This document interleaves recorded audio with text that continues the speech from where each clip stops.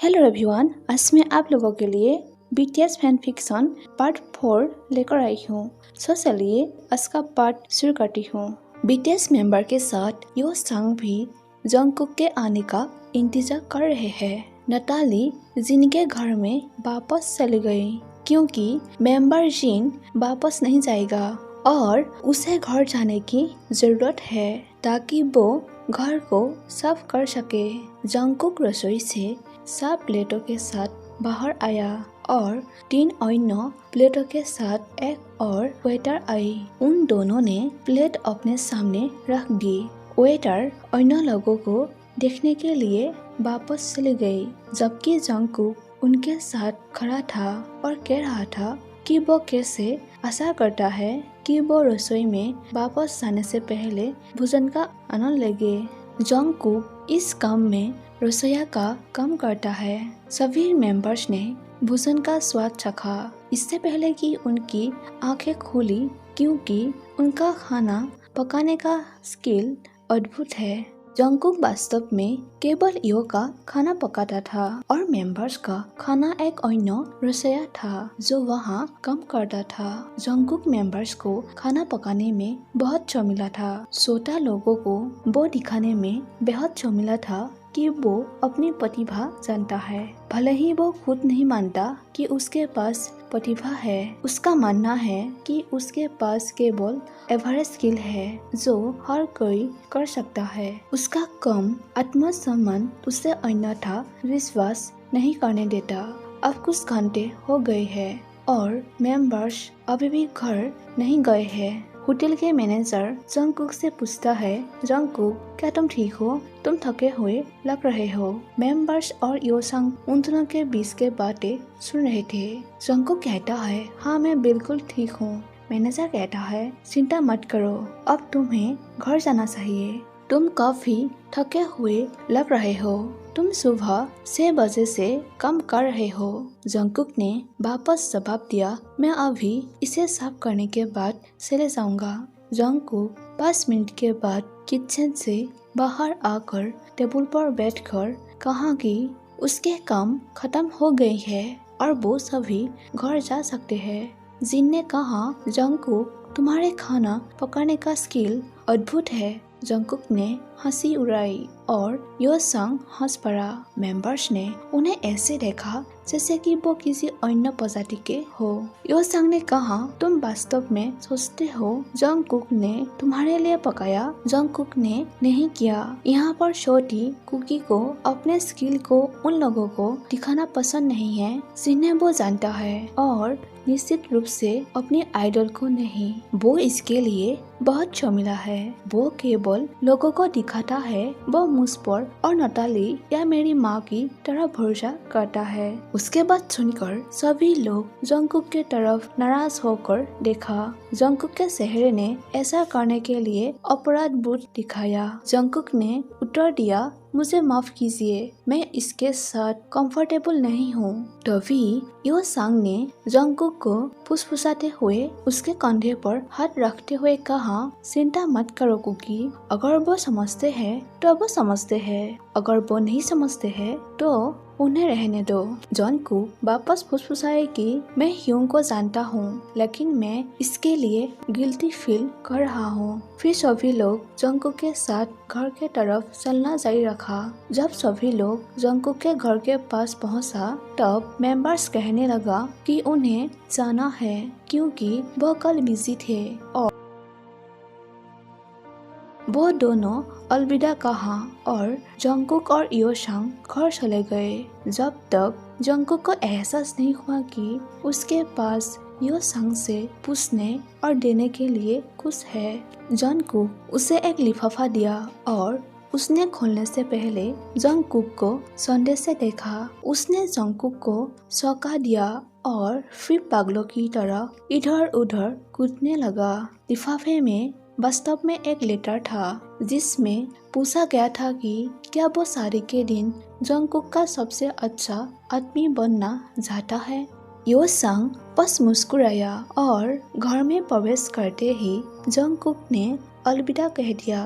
Jungkook सोने के लिए बिस्तर पर गिर गया। लेकिन याद आया कि मंडे को उसका एग्जाम है और उसने इसके लिए तैयार होने के लिए स्टडी करने बैठ जाते हैं। 1 बज रहे थे और जंगकुक अभी भी पढ़ रहा है, लेकिन उसे बिस्तर पर जाना है क्योंकि वो बहुत थक गई थी। अपनी थकान के कारण एग्जाम में नहीं लिख पाएगा, तो वो नीचे गया और वापस ऊपर चलने से पहले कुछ केले का दूध पी लिया और वो बिस्तर पर लेट गया और जल्द ही उसे नींद आने लगा। दूसरी तरफ यो संग मन में ही सोचता है, मैं कुकी के लिए बहुत खुश हूँ। वो शादी करने वाला है।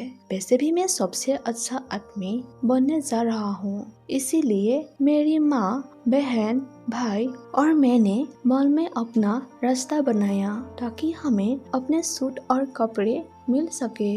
मेरे भाई बहन और माँ मेरे जैसे ही खुश है। मेरी माँ उसे अपने बेटे के रूप में मानती है और मेरे भाई बहन उसे अपने भाई के रूप में मानते हैं, क्योंकि हम एक दूसरे को तब से जानते हैं जब हम डायपर में थे। हमें मेरे और मेरे भाई के लिए एक सूट मिल गया और मेरी भाई बहन ट्विन है। हम पेमेंट करने के बाद घर चले आया। मैं कल बहुत बिजी रहूंगा, इसीलिए मैं स्कूल नहीं जा पाऊंगा, लेकिन मुझे जंगकुक के लिए बहुत चिंता हो रहा है। उसे मैं कल सेव नहीं कर पाऊंगा। इसी एहसास के साथ वो सो गया। नेक्स्ट डे जंगकुक जब स्कूल पहुंचते हैं, तभी सभी लोग उसे पहले की तरह बातें सुनाने लग जाते हैं। सब उसके ओर देखते हैं और एक दूसरे से कानाफूसी करने लगते हैं। जंगकुक अभी भी उन्हें सुन सकता था,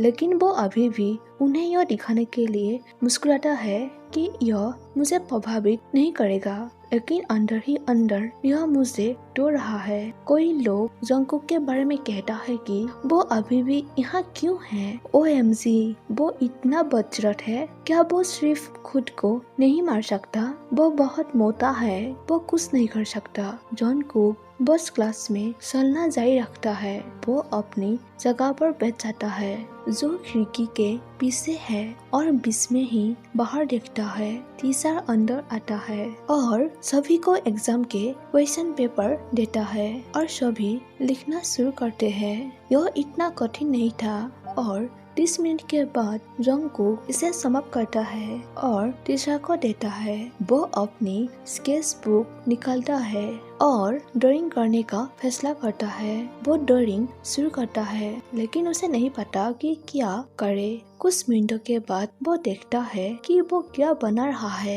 यह किम ताएहुंग का ड्राइंग है। वो बिना सोचे उसके ड्राइंग बनाता है। जंगकुक सोचता है, यह एक अच्छी ड्राइंग है, मैं इसे सीक्रेट रखूंगा। घंटी बजी। जंगकुक जल्दी से अपना सामान पैक किया ताकि बेल उसे ना देखे, इससे पहले कि इंग्लिश की क्लास में पहुंच पाता। तभी किसी कठिन चीज से वो टकरा गया। जैसे ही वो ऊपर देखा, तभी एक बदमाश लड़का दिखाई दी, जिसका नाम होता है सातू। सातू ने जंगकुक के बारे में उसके दोस्तों से कहा, क्यों ना हम कुछ मजे करें। उन्होंने जंगकुक के बाहें ली और होश पर टिका दिया ताकि वो हिल न सके। सातू नीचे झुके और जंगकुक के बाल जोर से खींचने लगा। जंगकुक रोना चाहता था, लेकिन वो मुंह खाली रखा। उसने फिर जंगकुक के चेहरे पर मुक्का मारा, फिर पेट में लात मारी। जंगकुक ने खुद को एक गेट में घुमाया, इस उम्मीद में कि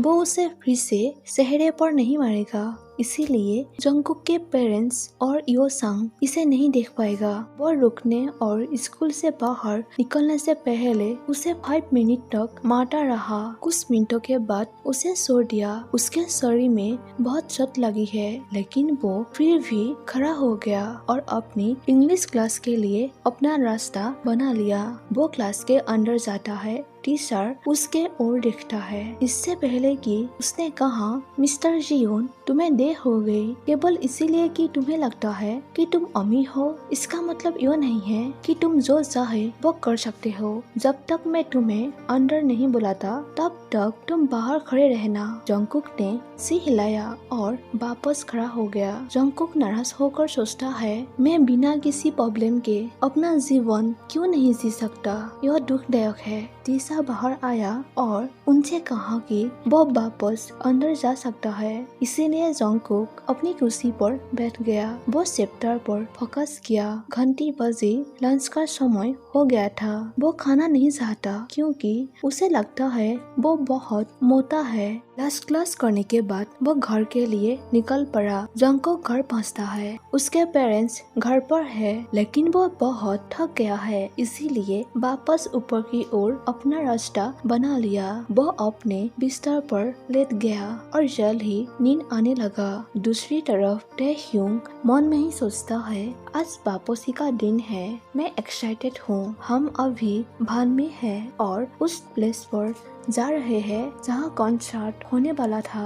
हमने अपने चेंजिंग रूम के अंदर गया। हमने कपड़े बदले और उन्होंने हम पर कुछ मेकअप किया। 5 मिनट में कॉन्सर्ट है और हम सभी स्टेज पर पहुंच जाने के लिए रेडी है। 3 आवर्स के बाद हम स्टेज से उतर गए। हम अपना मेकअप उतार रहे हैं और हम सभी ने अपने कपड़े हॉटिस और स्वीट पैन में बदल दिए हैं। हम सब घर जाना चाहते थे। हम अंत में हॉस्टल पहुंचते हैं।